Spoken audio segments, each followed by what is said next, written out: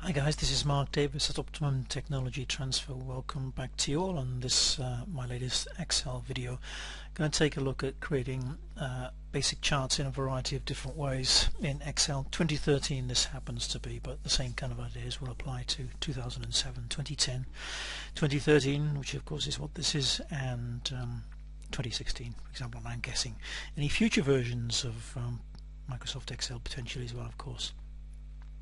So I've got a simple data set, various years. I'm working for a particular client and they've given me figures, profit figures for the various years, and they'd like some kind of simple visualization, some graphical pictorial representation of this these numbers. So my cell pointer, doesn't matter actually where my cell pointer is, somewhere inside the data.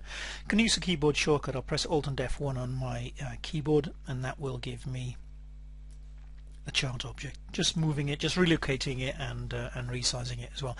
Now a couple of problems here, because the years are numbers. You can see that from the data in the spreadsheet itself over on the right hand side of the cell. I'm just going to make some modifications. I don't actually want that data series, or I don't want the years treated as a data series effectively, and I'm going to change the labels as well across the x-axis. So click select data. As I say, I don't want the years to be treated as a data series anyway. I'm just going to get rid of them completely. Click year, click remove, and that information ultimately, there we go, updated in the background. Now the category axis, the axis labels, so the 1, 2, 3, 4, 5, again because they're numbers, not appropriate. I want 2009, 2010 and so on and so forth down through to 2016. So I click edit. There's the axis labels dialog box. I will simply click and drag and highlight the appropriate range of cells in the background. Click OK, and there we go. Much more appropriate, of course. Now the same kind of idea, I'm entirely up to us, of course, up to you guys, up to myself. What kind of chart do you want? This again, of course, is a chart object on the worksheet. I've used the keyboard shortcut Alt and F1 to do that. You might want a totally separate chart sheet instead. So what we're going to do, let's say for example this doesn't exist at all, because I want to work the other way with charts.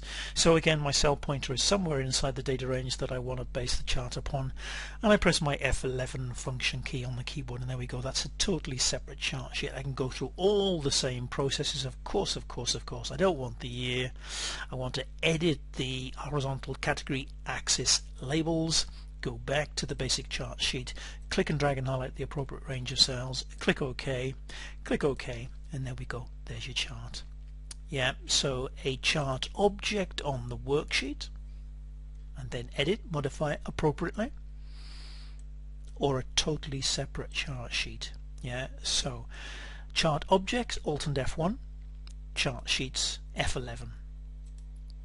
Now the weakness is if it's a year later and these guys, the client, give me some more figures. So figures for 2017, for example, profit took a little bit of a dip, perhaps down to 3,500.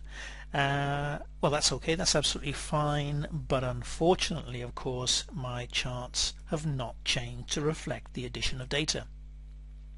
What I'm going to look at in another video, guys, so do of course come back and check it out.